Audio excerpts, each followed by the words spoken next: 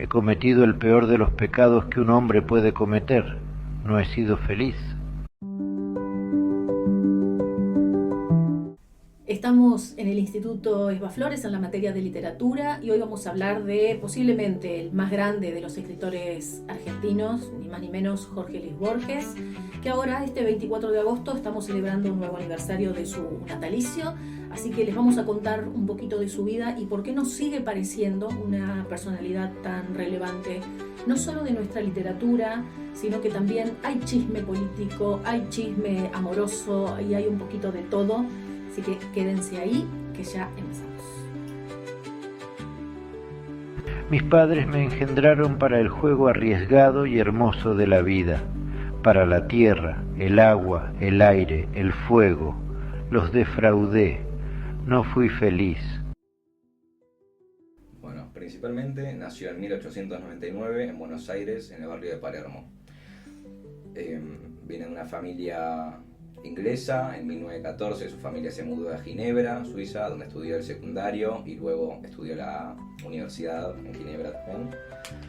Falleció el 14 de junio de 1986 en Ginebra, a los 86 años. Fue una víctima de un cáncer hepático. Bien, de hecho él ya cuando sabía que estaba pronto a morir, pidió viajar a Ginebra, él quería morir ahí y ahí es donde está su tumba. Bueno, visitada por un montón de gente de todo el mundo, ¿no? Es uno de los sitios turísticos de la ciudad de Ginebra. Bueno, su familia más que nada se enfocó en lo literario y lo militar. Y nada, después también, como para remarcar, la familia de Borges era una familia que provenía de raíces literarias y militares.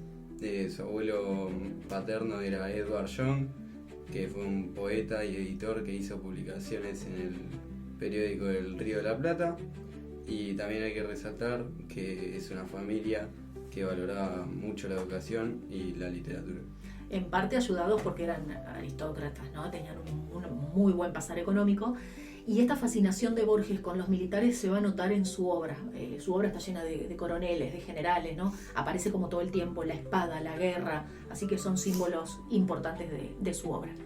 ¿Y algunos libros que podamos recomendar de él o destacar, los más conocidos? Sus libros más importantes fueron Ficciones de 1944, El Aleph de 1949 y El Informe de Brody de 1970. Otros libros también que se pueden leer y son recomendados son El Libro de Arena de 1975, La Muerte y la Brújula de 1942, La Historia Universal de la Infamia de 1965 y El Fervor de Buenos Aires de 1923. Bien, estos libros abarcan tanto poesía como cuento, que son los dos grandes géneros que escribió Borges, además de sus ensayos, ¿no?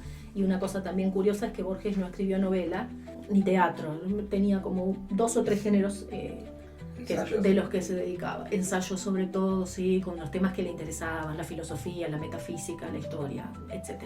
Y también trabajó en una biblioteca. Fue Sí. profesor. Sí, profesor universitario, por supuesto escritor y bibliotecario.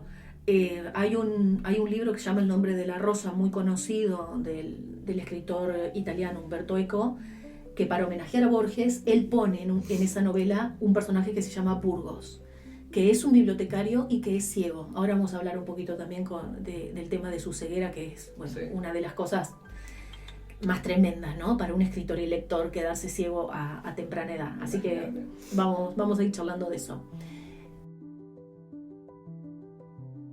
Cumplida no fue su joven voluntad. Mi mente se aplicó a las simétricas porfías del arte que entretejen haderías. Me legaron valor, no fui valiente.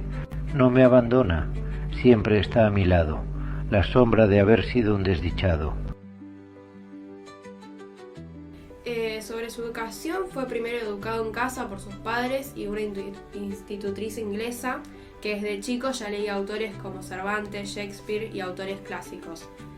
Luego pudo asistir a una escuela pública en Buenos Aires, pero debido a su timidez y problemas de visión, su educación siguió principalmente en casa. Después, con la Primera Guerra Mundial, la familia se mudó a Ginebra, donde allí estudió en el Colegio de Geneve, donde obtuvo el bachillerato en 1918. Después, de más grande, asistió a la Universidad de Ginebra, donde estudió literatura, filosofía y lenguas. Después, algunos de los idiomas que hablaban, que aproximadamente eran 6, fue el español, el inglés, el francés, el alemán, el latín, italiano y portugués. De hecho, su institutriz, que lo cría desde muy chiquito, una persona que él quería mucho y que fue muy importante en su vida, le hablaba solamente en inglés, ¿no? Entonces, Borges era políglota, significa que hablaba muchas lenguas, y además lenguas clásicas, lenguas difíciles, Sí. latín, griego, traducía del inglés antiguo. Bueno, realmente un escritor muy particular y muy único Y avanzado también. dentro de nuestra literatura. Sí, tal cual, una joyita. Podemos hablar un poco, uno de nuestros autores más premiados, ¿no? ¿Qué sabemos de sus premios y sobre todo la disputa esta por el Nobel, ¿no? ¿Qué pasó ahí? No, sí, algo raro que tuvo Borges es que, o sea, que siempre llamó la atención, pero nunca ganó el premio Nobel de literatura. Y uno se pregunta cómo puede ser, porque estamos hablando de uno de los escritores más conocidos e influyentes del siglo XX. Y la verdad es que Borges estuvo varias veces cerca, pero hubo contratiempos, por así decirlo. Una muy fuerte fue la política. En 1976 aceptó un premio en Chile y se sacó fotos con Pinochet. Eso al jurado del Nobel no le cayó nada bien. Y bueno, en esos años buscaban premiar a autores con un perfil más comprometido. Nosotros sabemos que el Nobel es un premio político porque, bueno, tiene reconocimiento mundial. Entonces, bueno, entre que tenés que ser un poquito más políticamente correcto y además tenés que estar vivo, porque el Nobel no se lo gana a nadie que haya fallecido, quizá ahí en ese momento pasó su oportunidad, ¿no? Sí, igual lo interesante es que a pesar de que no tuvo un premio Nobel, Borges trascendió muchísimo, más que varios de los que sí lo ganaron. Así que en el fondo Borges demuestra que un premio no define a un escritor, lo que queda es la obra, y la suya sigue siendo eterna. Totalmente. Y además dejando una tremenda escuela de escritores posteriores que lo admiran y lo toman como un referente. Estábamos hablando acá entonces del tema político y es complejo, ¿no? Su posición política, porque tuvo ahí unas declaraciones un poco raras. Bueno, Borges apoyaba el golpe militar de 1976 en Argentina, creyendo que los militares restaurarían el orden y la estabilidad en el país. Borges fue antiperonista. Tal cual. Eso quizá lo llevó a apoyar el golpe militar. Sin embargo, él, bueno, va a hacer una declaración, esto que contábamos recién del premio que le entrega Pinochet, que es un dictador chileno, Claro, apoyar a la dictadura en Argentina. Fue como muy cuestionadas estas posturas de Borges. Sin embargo, yo quiero rescatar dos cuestiones. Una fue que cuando él vio lo que estaba pasando, firmó una solicitada en un diario pidiendo que aparezcan las personas que estaban detenidas y que no se sabía dónde estaban, junto con un montón de otra gente de la cultura. Y lo otro fue que cuando viene la democracia y Alfonsín puede enjuiciar a estos militares que fueron los dictadores, Borges fue a presenciar uno de los juicios. Y dice que mientras escuchaba a los detenidos que habían sido torturados contando lo que pasaba ahí, él decía, qué horror, ¿no? Y ni bien salió, fue a su casa, escribió un artículo para un diario y lo publicó al otro día.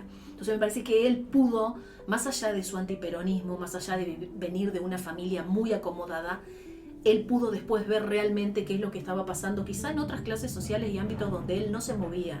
Porque él fue un intelectual, estaba en las universidades escribiendo. Él no participaba de una vida social con los obreros, con los sindicatos, con los estudiantes. Tenía otras experiencias. Él tenía ideas filosóficas y le gustaban las paradojas, Sí, los espejos, muy de los clase alta laberintos. culta, claro, estaba con la filosofía, con la metafísica, ¿no? Sí, algo más intelectual. Sí, pero rescatamos esto, que siendo un hombre que aún siendo antiperonista e incluso antipopular, logró darse cuenta que lo que habían hecho los militares era un desastre y escribió una nota y la firmó de su puño y letra, ¿no? Lo cual requiere mucha también valentía. Borges es uno de los escritores argentinos más traducidos a otros idiomas, ¿no? Sí. Al alemán, Sí, al chino, es súper conocido en todo el mundo. Sí. Sus libros fueron traducidos a más de 25 idiomas. Algunos de esos idiomas son el inglés, francés, alemán, italiano, portugués y sueco. Borges mismo tradujo obras de autores como Faulkner, Calv y Woolf, del inglés y alemán al español. Sus ideas sobre la traducción han dado lugar a numerosos debates. No solo creía que la traducción podía superar al original y que la alternativa y potencialmente contradictoria revisión del original podía ser igualmente válida, sino que también añadió que el original o su traducción literal no tenían por qué ser fieles a la traducción final. Su habilidad para traducir y su profundo conocimiento de diferentes idiomas contribuyeron a la amplia difusión de su obra. Sí, digamos, él pensaba que cuando un traductor traducía una obra, estaba haciendo un trabajo de creación, no estaba haciendo el trabajo que hoy en día puede hacer una computadora que traduce. Por eso es tan interesante cuando nosotros leemos un libro, si ustedes se van a comprar un libro que está originalmente en otro idioma, que vean que ese traductor sea un traductor profesional primero, y mejor si ese traductor o traductora es escritor. Claro. Porque está haciendo una lectura y después una traducción y además está teniendo en cuenta factores estéticos, de sonoridad, de qué cosas de la otra cultura se pierden pero que acá también se pueden de alguna manera mantener. Digamos, Borges en definitiva lo que decía es, escribir es importante, leer es más importante y traducir es un lujo, ¿no? Como diciendo, ahí está toda la masa creadora de la combinación perfecta entre alguien que traduce y alguien que está ejerciendo el rol del lector. Claro, sí. Y dejamos para el final lo más jugoso, que son los chismes, porque Borges tuvo una vida romántica peculiar. Muy peculiar. Muy peculiar. Sí, a pesar de que Borges fue conocido por ser un hombre muy tímido, pero muy enamoradizo también. Tuvo una experiencia como una idea sexual muy limitada porque era muy tímido, y también se cree que tuvo que ver porque su padre de chico lo había llevado a un burdel y eso capaz incentivó esa timidez, y también la relación complicada que tuvo con su madre que también afectó sus relaciones amorosas posteriores. Bueno, en 1931 conoció a Elsa Stete, su primera esposa, que mucho tiempo después, en el 67, se casaron, pero tuvieron un romance muy corto, de unos 3 años más o menos, porque se cree, bueno, Borges mismo la ha descrito como oscura y posesiva. Tóxica. Sí, medio tóxica. Al menos en palabras de Borges. Sí, que ella la abandonó sin explicaciones también. Porque él mismo dice que cuando se casó no fue por amor de que la amaba, más por un deseo de nostalgia de recuperar el pasado. Y bueno, fue un error, en palabras de Borges. Y después, al tiempo va a conocer a Estela Canto. Él después conoció fue uno de sus episodios de amor más significativos en su vida. Se conocieron en el 44 en una reunión organizada por Silvina Ocampo. Que fuera su amiga, ¿no? También sí, muy escritora. Escritora, sí, también por Adolfo Biot, también. Sí, Adolfo era muy amigo suyo, Silvina era su esposa y bueno, en esa como cena la conoce. Sí, la conoce, él tenía 45 y ella tenía 20, ya era una periodista y una productora de ideas de izquierda, era una mujer muy bella, muy notable. Sí, muy moderna también, sí, ¿no? También. Tenía una vida como muy agitada, Borges era un tipo más tranquilo. Su amor fue una conexión intelectual profunda y emocional, duraron unos 7 años y él le dedicó uno de sus más famosos libros, el Aleph. Y la escritora nombró su libro Borges a Contraluz, donde relata su experiencia con el escritor y favorece una visión íntima de su personalidad. Y bueno, después es su gran amor que le acompañó hasta que falleció. María Kodama. Exacto. Que se conocieron en 1970, cuando Kodama era una estudiante de letras en la Universidad de Buenos Aires. Su relación fue profesional al principio, que compartían ideas, como esa conexión de inteligencia y todo, y esa amistad se transformó en amor. Ella fue durante muchísimos años además su mano derecha, su secretaria, su contacto con editoriales, con gráficas, si alguien le quería hacer una entrevista era María Kodama con quien tenía que hablar, ¿no? Una figura que era gravitante en su vida. Sí, se casaron en el 86 y tuvieron una relación que significó mucha estabilidad emocional y conexión profunda para Borges. O sea, mismo que él le dedicó 4 libros a ella. A María, claro. Sí, y bueno, cuando fallece también ella sigue con su legado. Es la albacea de su obra, quiere decir que es la que autoriza las traducciones, todo lo que tiene que ver con derechos de autor. Ella queda como en el control de la obra de Borges, que es una de las obras más publicadas de Latinoamérica, ¿no? Sí. Y bueno, ella también fundó la Fundación Internacional de Jorge Luis Borges en el 88 para mantener vivo el espíritu del escritor. Así que sí.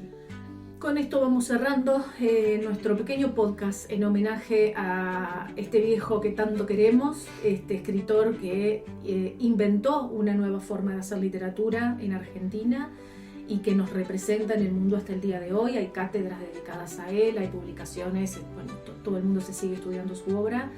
Y un escritor, sobre todo, eminentemente porteño, eminentemente capitalino, pero que es el más internacional de los nuestros.